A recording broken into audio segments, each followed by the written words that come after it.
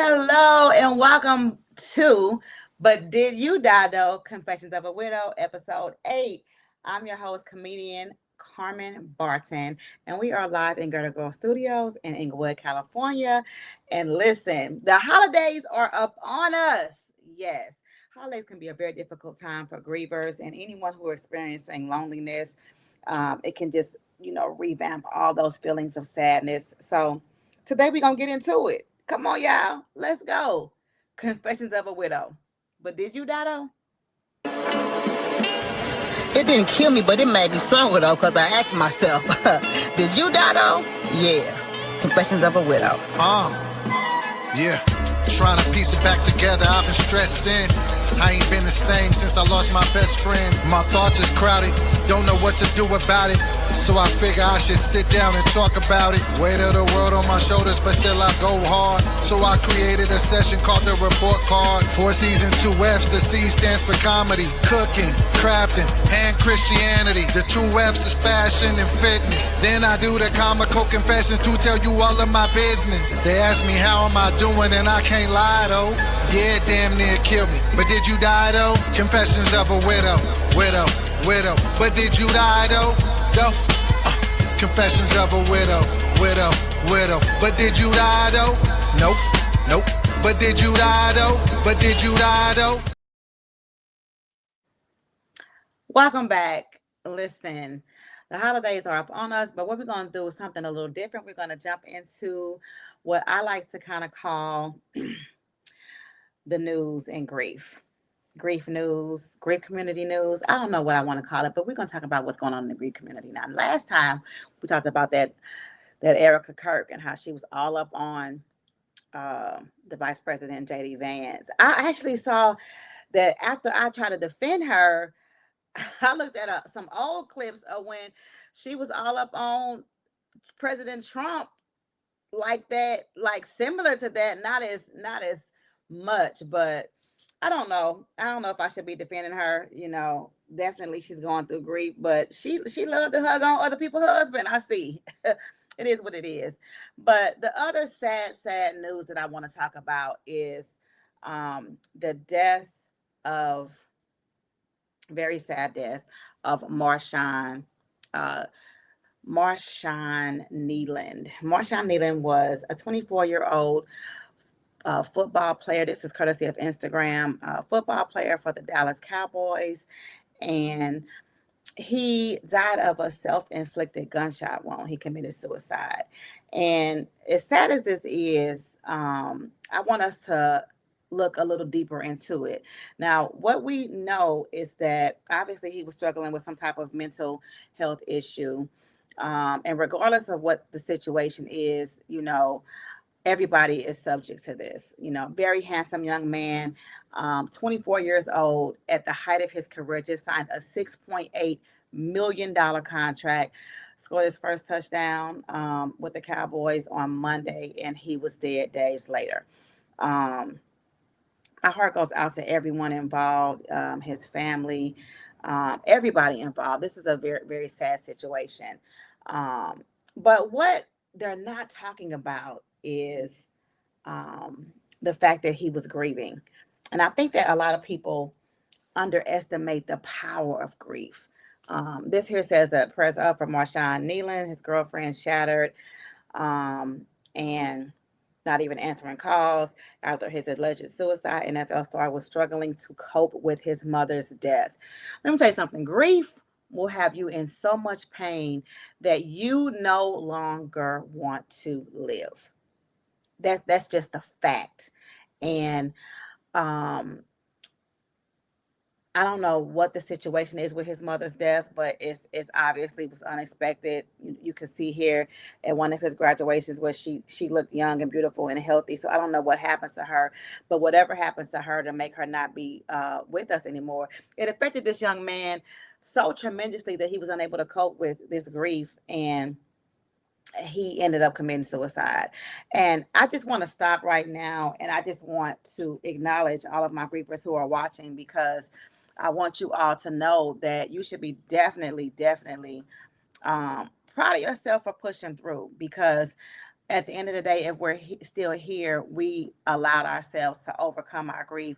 And um, thoughts of suicide is very, very common when you are dealing with grief. I didn't experience thoughts of suicide, but I definitely experienced like not wanting to wake up. I didn't want to kill myself, but the pain was so unbearable from my husband's untimely death. He was 40 years old, and he died as a result of a medical emergency. And so it's like one day everything was cool, and the next day he was gone. And it was so traumatic. And when I would wake up after my short nap, because you really can't sleep when you're grieving, when I would wake up, I would be like mad that I was awake, because anytime that you were awake, you feeling that pain, and that pain is no joke. And so I just want to encourage anyone who may be feeling thoughts of suicide, um, or extreme sadness where you don't know what you want to do. I just want to encourage you to reach out to the suicide hotline, or reach out to someone that can give you help with your grief. Shortly after his death, it was announced that his girlfriend is actually pregnant. And so just a sad situation. Now it'll be a child that will never get to know his father. And I'm just praying for his girlfriend that the grief doesn't overcome her, and that she is able to, have a healthy pregnancy amidst all of what is going on. I remember I spoke in the first episode about the widow of Robin Harris, Exetta Harris. She was one of my main resources, and one of my first resources when my husband first died. And Robin Harris is a famous comedian. Some of the younger people may not know him or remember him from Bebe's Kids, but he also had an untimely death. And at the time, his wife, Exetta Harris, was actually pregnant with Robin Harris Jr. And I believe she was about 4 months pregnant. And she just spoke to me about how she just didn't want to lose her baby. And so she kind of compacted her grief so that she wouldn't be too emotional and lose her baby. So my thoughts and prayers again go out to Marshawn Nealon and his family. And I want to again strongly encourage you to, if you're feeling like you're losing control, if you're feeling like, yeah, I don't want to be here anymore and I may do something, definitely reach out to someone and get some professional help. And you are not alone. That's a very common feeling if you are experiencing grief. So I'm glad that you all joined me here. And I'm gonna just be the first to tell y'all that I don't know what I'm doing. This is my first podcast. I'm not a therapist. I'm not a widow coach. I'm not any of that. I'm a comedian. And when my husband died, the only thing that really helped me get through my grief was listening to other widows and other people who had experienced things similar to what I experienced. And so now I just want to try to be there for someone to listen to and understand that you are not alone. What I love about grief awareness is it seems like it is a lot more popular than it had been when my husband died. You see a lot more people coming out speaking about grief. You see a lot more people talking about how they are grieving and what they overcame. And I like it. I like it. And more recently, a lot of social media people, a lot of influencers have been coming out talking about their grief and they're experiencing from it. And like I said, I don't always have the right words. I'm still very emotional. I still try to get through these podcasts because I get so many comments from people that it's actually helping. And so I just be winging it. And every once in a while, somebody will have some words that I feel like be so head on. And we're gonna talk about it. So this is one of my favorite influencers. She's super funny. She's open about her weight loss journey, and she's open about her grief. And she posted this post about grief. And I took a couple of clips of it, and this is also courtesy of Instagram. I took a couple of clips of it because it just was so inspiring and so much hitting the nail on the head. And so let's listen to Shanta Q. I don't know if it's Shanta or Shanta. I apologize if I'm mispronouncing it, but she is one of my favorites, and I really love this post that she made. Let's listen to this, y'all. This is Shanta Q. Hey, Shanta Q on Instagram. Grief will teach you about love, death, and who you truly are. Let's talk about it. And I'm not talking about the grief that you write in Hallmark cards. I'm talking about the kind that rewires your brain, wrecks your sleep, and will have you thinking brushing your teeth is an Olympic sport. See, people think grief is just sadness. No, baby, it's confusion. It's your body trying to find out why somebody is no longer here. Why your mind is screaming, they're gone. It's love with no place to go. You don't only just grieve them, you grieve the version of you that was alive when they existed. Woo! She said, you don't only just grieve them, you grieve the version of you that was alive when they existed. Whoa, you better preach. That just hit the nail on the head for me, because most people don't realize that when you lose someone close to you, you are no longer the same person. You are a different person. You may look the same physically, but you don't walk the same. You don't talk the same. You're not the same. And there's so many negative things that come out of the new person that you are, because you lose a lot of people in your life. A lot of people in your life are not going to be there after you, for the new you. They're not going to be able to hang. You know what I'm saying? I lost people in my life that were so close to me, I couldn't imagine them not being in my everyday life. But because I'm not the same person I was, that's the reason why most, marriages don't survive a child death, even if the child is an adult, because you change after you lose a child. And let me tell you something. I'm trying to keep it together, but I'm not the same person that I was when my husband was alive. The same person that I was, I am not her anymore. And sometimes I miss that girl. Sometimes I miss who I was, because I was an amazing wife. I was an amazing mother. I was an amazing person. And I'm still amazing, but not in the way that I was before. I'm different. I'm softer. And, you all have seen me on TV. Y'all seen me quick snapping and jazzing, and I'm still that person, but I live my life completely different.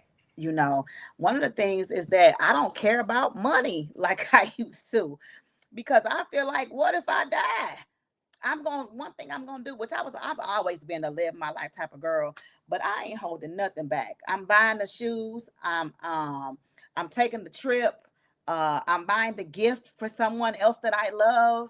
I'm going to show them. I'm going to show up for them. I'm going to be there for them, because I don't know how long they gonna be here. I don't know how long I'm gonna be here. Do I miss being that cold, short, quick? I was a bitch. I'm still kind of a bitch, but the bitch I was before, I'm just not even her anymore, because I'm just so much softer now. I let shit go. I don't trip off of stuff. And sometimes I miss some of the things about myself. But I'm a totally different person. And she said so many other things in her statement that really hit home. It just took me back, man.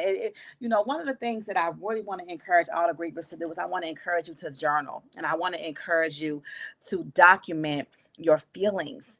And the reason why that's so important is because when you document your feelings, you can go back and you can look at how you feel, and how much your feelings have changed and how much you have grown in grief and in life. One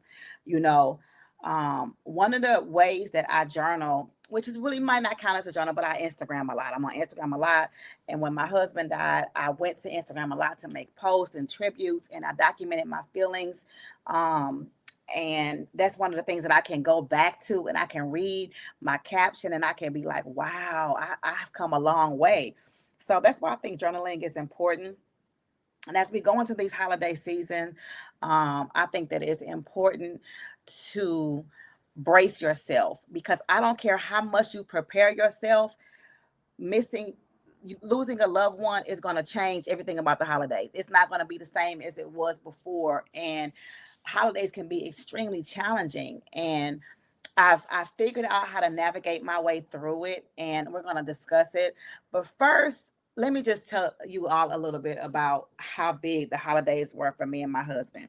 So I'm gonna show y'all a video in a second, but just let me set the video up. So the holidays were everything, because I'm a mom and he's a dad, and so me having 3 adult children, and him having 1 small child, everybody catered to his daughter Chrisette. She was the baby of the family. All my kids were grown. And so we would get her all these gifts, and she would just be so excited about Christmas. And my kids would often fly in, the ones that weren't living here, and then the ones that were here. We would always celebrate. Christmas was big. Christmas is big. You know what I'm saying? My whole life, it's been big. Decorations, beautifully wrapped gifts, all the anticipation. And when I lost my husband, I lost my stepdaughter too. Although she did not die, I never saw her again after he died. I never, ever, to this day, I've never seen her again after he died. And we were really close. We had a really close-knit family. And so those first few Christmases were just so gut-wrenchingly painful. And I could hardly make it through them, because I went from being a wife and stepmom to my stepdaughter, to not having that. And then, first couple of Christmases, my kids, they were all there for me. But let me tell you something about grief. People feel like the name of her post, Shanta, she was saying that people were asking, are you done grieving yet? And she was trying to explain the process of it. And so, after the funeral is over, after everybody feel like you shouldn't be sad no more, ain't nobody checking on you, ain't nobody coming to see if you good. People feel like, okay, it's over. We've forgotten about him. We know that you've forgotten about him. And so after a while, my kids, it wasn't like what we're doing for Christmas anymore. And so I was up in here by myself with no one, And so I try to keep myself busy, because that's how I was when my husband was alive. I was buying Christmas presents. We was going to the Grove. It was huge. Here's a clip of a video that I posted, I think the second year after my husband died, the second Christmas. And I was just so torn apart, because it was just so sad. And I was just reminiscing about all of our amazing Christmases. And let me tell y'all something. I want y'all to peep this. We was the matching pajamas type of Christmas people around here. You know what I'm saying? And so the song that played on Instagram, I can't play it now, but it was Mariah Carey's I Miss You Most at Christmas Time. Don't play that song if you're grieving, because it might not turn out well for you, because that song is a certified tearjerker. And so we just mask the music with some regular general music. But this is the video that I posted when I was just crying a couple of years ago at Christmas time when my husband died. Here's the video, y'all. It's cute, but it's sad, but it's cute. But I'm gonna step out, so because I done had a rough day anyway. So just play the video. But just here we go. Here's the video.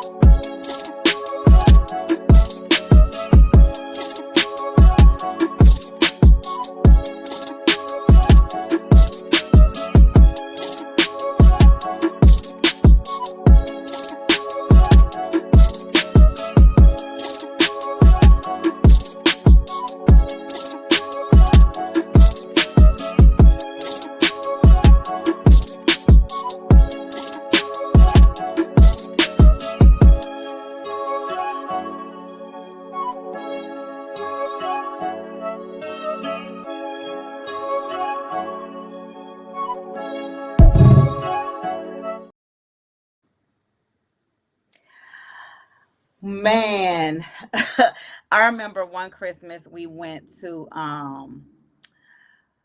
Lakers versus Clippers game at the Staples Center. We were with Chrisette in the morning, and then she went to go be with her mother that afternoon. And so, me and my three kids and my husband all went to the game, and that was like the best Christmas. And even the Christmases where we just stayed at home and chilled and opened up gifts and laughed, and it was just amazing. And so, I remember posting this post, and I remember I believe the caption said something similar to like Christmas time be the worst. I can't believe you gone. You know, how could you leave me out here by myself? I was dramatic in my post, baby, because I was going through it, you know. And although I still have my days, I'm just really getting over my second wave of grief, and it was really rough. My second wave hit me really hard. Um, but Christmas time can just take you there, and it's like you be doing so good because I had been dating. I had a couple of years in, I dated someone, and so I was around this guy and his family, and I appeared to be okay and like over it, but baby, it's a never, and it's not a such thing as over it when you grieving like that. And so God, those times are just so hard. And so and it's still hard because at the end of the day, dating, listen, the next episode probably is going to be about dating because I literally had a conversation with my husband in the bed the other day. Like, you really left me out here and got me out here dating, in these raggedy dating streets. This is just so much. Like, I was set. I had met the love of my life and got married, had my dream wedding. I was set. Now I'm back to square one. What's your favorite color? Like, what you, oh God, this is just so. Anyway, I'm trying to stay focused. So, so, the holidays can really, really take you, to a place that you don't want to be. So what I do for the holidays now, since my kids are all grown up, ain't no more buying it, buying gifts, and it's no more kids. Wasn't Chrisette just so cute? She used to be so excited about Christmas. We let her open up a gift the night before, and it was just such great times. And Nick was such an amazing dad. And just the joy in him saying her joyous, and even my kids, like, it just brought the family together. We got her this big huge LOL dollhouse, and all in pieces to put together. Nick was like, I don't feel like doing this. We end up falling asleep. My daughter stayed up all night and put her dollhouse together. And when she woke up, she was just so happy. It was just, and we had the box. It was a lot. Okay, so let me stay focused, y'all, because I'm doing too much. So what I do now, since my husband is dead and I don't have a husband and I don't have no man, and I was in the mall the other day and I was shopping and I was just getting sad, just seeing all the little couples. Like, it can be a lot. So I try to keep myself busy by trying to focus on what I do have, which I have a best friend.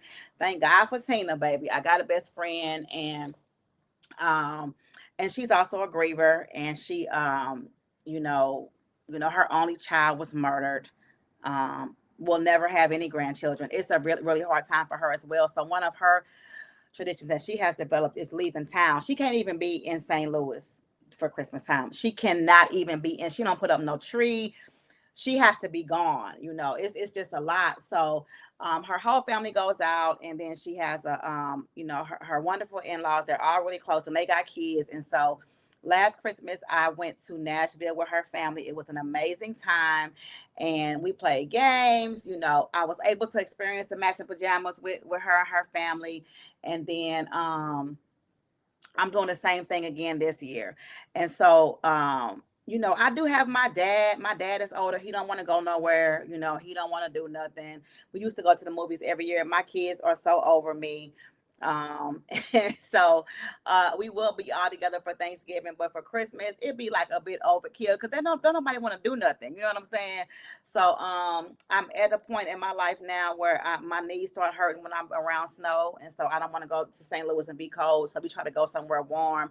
So this year we'll be in Phoenix, and I'm excited about the things that we're doing, so you got to kind of, if you have someone else's family that you can kind of borrow That's what I've kind of done. But you can reminisce on the times that you did have with your loved one. You know, if you have kids, if you're doing something and it's really burning you up, I strongly suggest traveling. I love to travel. Travel takes you out of that space, you know.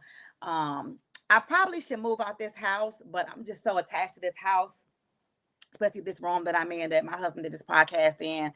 And so, but sitting in this house and sulking and being sad can really um take you there. And so to avoid going there, travel. You know, I connected with a widow that I met in Washington, D.C. And she's a young widow. Her husband died. She's left with two beautiful young children. Her daughter was, I believe, 18 months old when her husband died, and I think that her son was 4. And I'm gonna call her tomorrow. I'm gonna tell her, girl, what y'all doing for Christmas? You should probably take a trip, you know. And trips can get expensive, but let me tell you something. It's all different type of travel. It's all different type of travel that you can experience. Hopefully this shutdown is over for real, and we don't have to worry about the hectic travel for these holidays, this holiday season. But I strongly suggest planning something, because if you just sit and say it's going to get better this year, I'm just going to wing it and tough your way through it, it's not going to work. It's not going to work. You don't know when the grief is going to come hit you, but holidays is an extremely vulnerable position. So brace yourself to be sad, because it's going to happen no matter what. Plan something. Plan something. If you know that the traditions that you have done with your husband or your loved one is something that you can't do now, plan something. I'm begging you to plan something, because that is something that definitely helps. Like I said, I'm not the guru. I don't got all the answers. I don't know what the hell I'm doing. All I know is what worked for me, you know. So what worked for me, it may work for you. And if I'm not a good resource, if you watching this like, this bitch really don't know what she's talking about, like, I don't really like her, like that hat is dumb, and what's that's going on with that stupid shirt. Listen, you ain't gotta listen to me, but I'm gonna tell you this: explore another resource. They have the Soaring Spirits organization where I went to widow camp. They have resources. They have other people online that have resources. Listen to them. Don't listen to me. But I'm going to tell you this, you're going to have to do something, because soaking in it and putting yourself into a deep depression to where you can't get up and wash your tail, that ain't it, sis. That ain't it, brother. That ain't it. That ain't it. Because in the initial phase, you're going to lose weight because you can't eat. Once you get over that initial phase, you're gonna start feeding your face. You're gonna start doing all type of unhealthy things. You're not gonna be exercising. You're not gonna be eating right. And when you get into that funk, you're gonna get yourself to something that you cannot get out of. So I'm here to strongly suggest that you plan something to help yourself deal with the anxiety and depression that attaches itself to your grief and shows up during the holidays. I continue to struggle every day to push forward. And I just want to revisit what I was talking about earlier. I forgot to say something really important when I was talking about Marshawn Nealon. I was talking about how successful that he is, and how he signed that big contract, and how his life appeared to be great.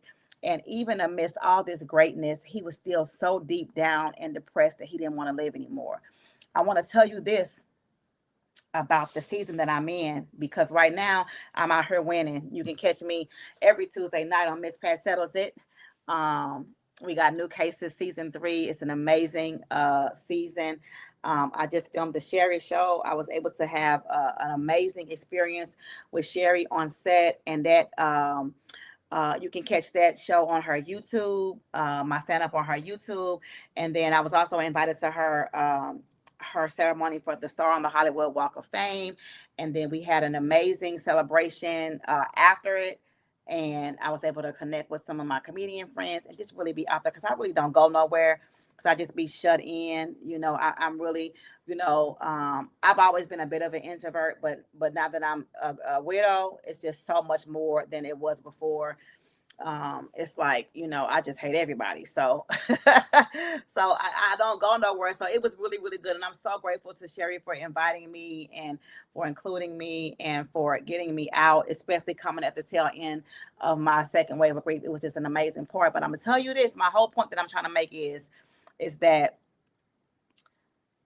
in the midst of my season of my success, all these TV shows, I also filmed something for BET last week, and in the midst of this winning season for me, it's always shadowed by sadness because I don't have my husband here.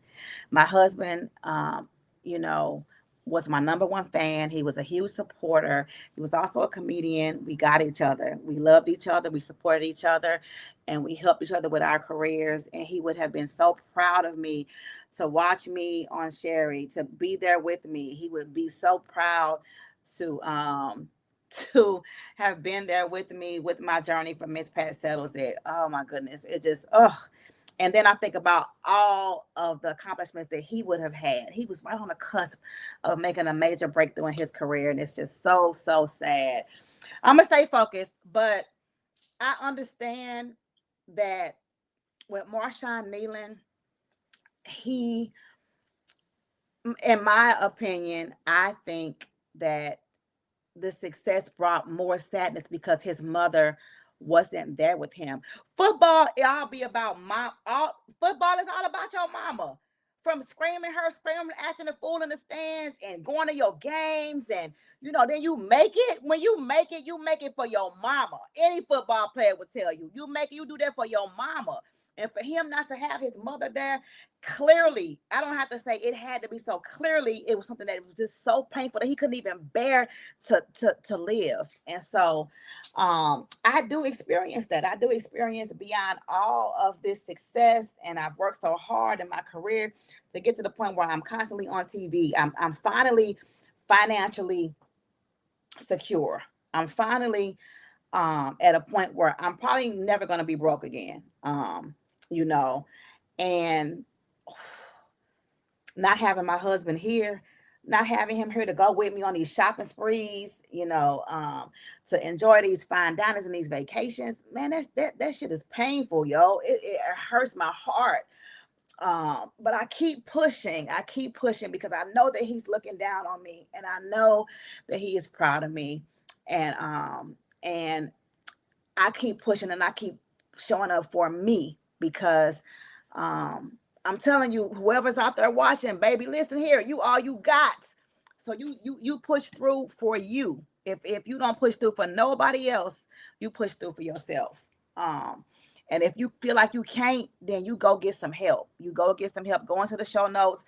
It's so many resources. You can just go on your computer and type in help for grievers, local help for grievers, or anything. I visited a church, and this was right on the tail end of my second wave of grief.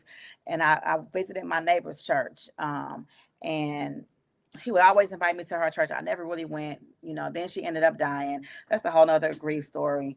But I took care of her as much as I could, when I was in town before she died. And I know that she was so grateful. And it's put me in a position to where I couldn't feel nothing but happiness when she died, because she wasn't suffering no more, And so I went to her church, Center of Hope, here in Inglewood. And, I had been struggling so much with that second wave. And I was like, my chest was hurting real bad. I was in the hospital, and I was like, oh my goodness, I just, I need some help. I need some prayer. So I went up to receive prayer, and I found out that they have a whole grief ministry.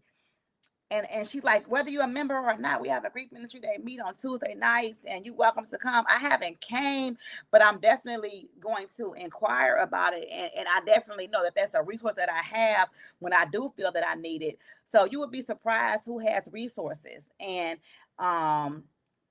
if you feel like you don't have any resources and you need help, please send me an email here at buhdidyoudie@gmail.com, and Did You Die Though podcast, buhdidyoudie@gmail.com. I know it's long, but if you send us an email here, we will try to help you. If you send me an email, and if you feel like you need something and I can do something for you, I've talked to different grievers, then I will definitely reach out to you, because I don't want anyone to succumb to their grief. I don't want anyone to if I can help it, if I could save one person, I'm going to try to. So there are resources that can help you.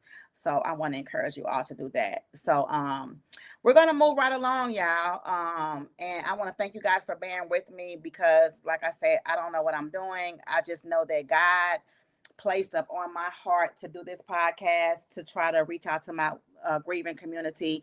And so here I am just talking. There's the email, you guys. And so I'm just talking. And so we're coming to the tail end of the show. All those true DYDers, did you diers, and all those true Carmenistas, y'all know about the report card session. So the report card session is my report card, and it's things that I do to help me cope with my grief. My report card sounds like it's failing, but it's really not. It's called 4 C's and 2 F's.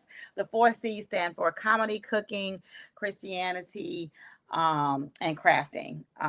And the 2 F's stand for fitness and fashion, or it could be faith and fashion, or it could be anything. I just needed a little niche, and so this was my niche. And so what's your report card session? What are things that you are going to do to help you get through your grief? What is it? Do you like to go do karaoke? I know I have a friend, Teresa Wiggins, who recently lost her mother. And her family is from Louisville, Kentucky, right near where my stepmom is from. Shout out to Mommy Barton for always being there for me and helping me. She came for Sherry.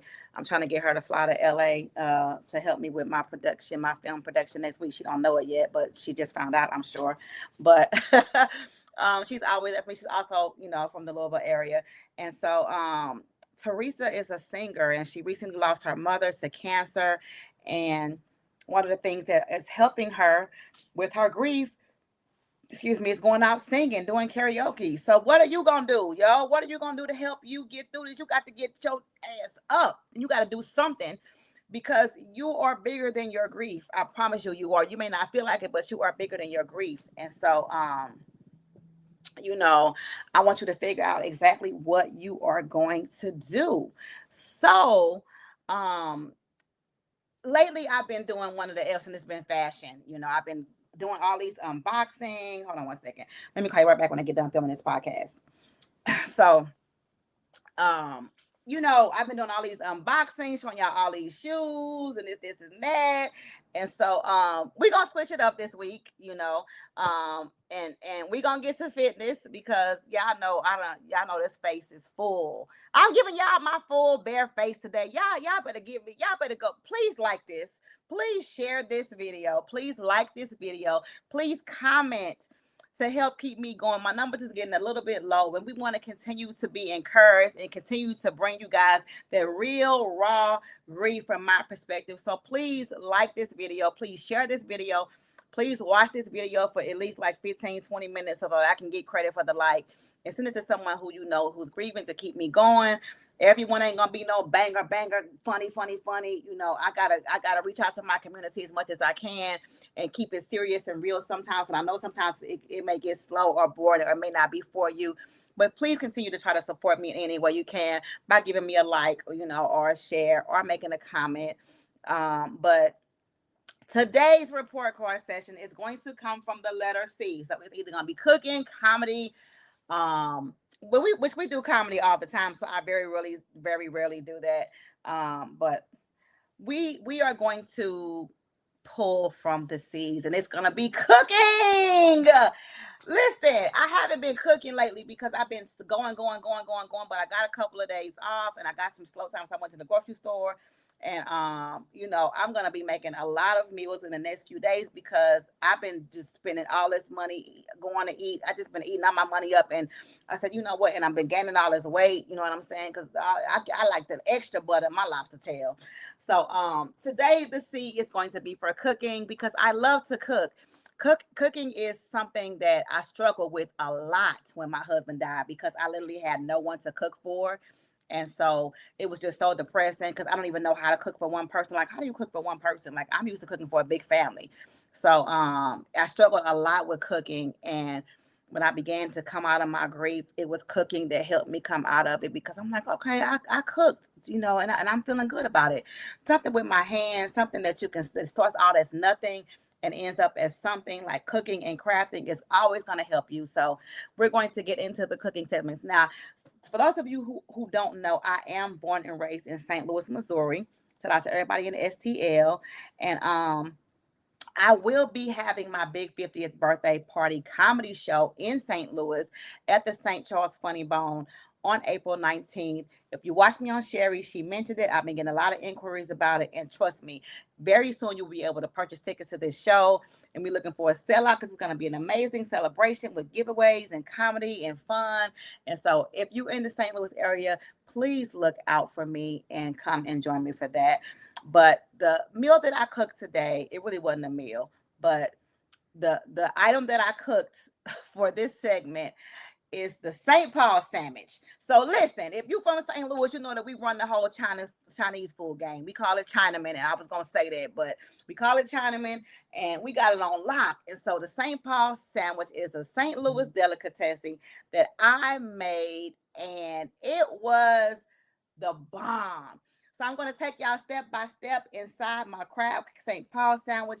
Keep in mind that you can use whatever meat you'd like. You can do a veggie St. Paul sandwich. You can do a chicken St. Paul. You can do shrimp. You can do chicken and shrimp. You can do pork, however you want to do it.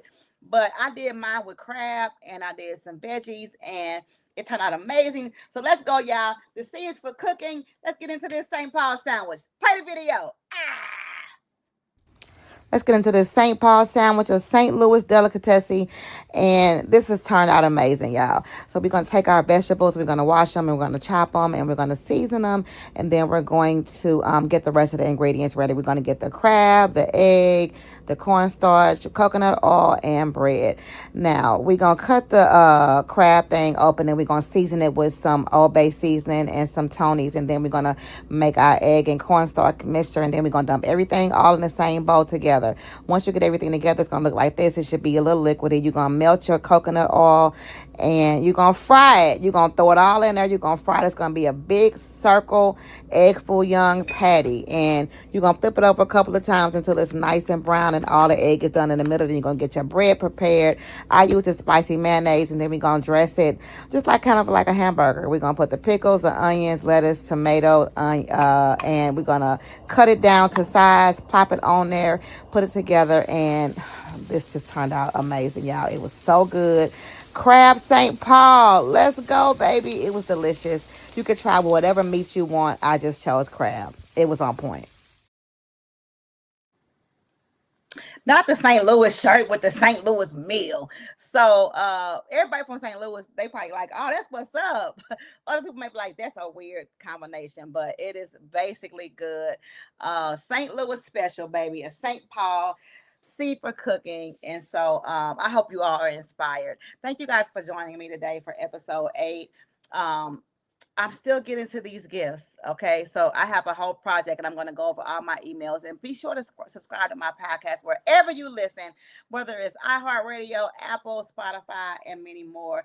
Thanks for tuning in to episode 8 of But Did You Die Though? Confessions of a Widow. See y'all next time. Bye-bye.